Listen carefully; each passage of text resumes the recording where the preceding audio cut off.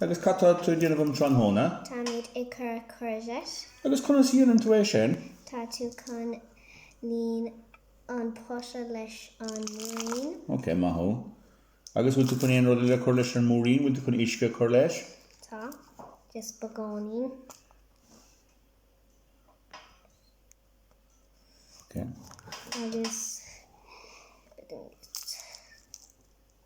Agus chur mí písa beag leis deachtar, ok. Nis. Tá míad chun alna síalta.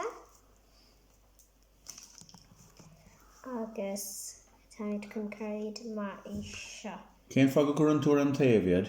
Má tean an isce ag gach taobh.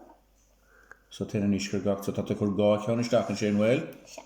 Maithó. Caríon an túnaí ag sin? Agus chur tú níos mó múin isteach. Agus caríon an túnaí ag sin? Tá míad chun chur níos mó isce. Agus dar nó tá chun échar isteach sa propagator. Cén tógt? Fé 2 céim Celsius, nach é? Se. Ok. Agus duine tú an rud ceann cíanna le haid cucumber agus winter squash. Se. Tá tú chun échar isteach sa propagator inis agus chur mí raid cúpla picúrin ar a fásaigh sé. Chur maith go Áine. Slán.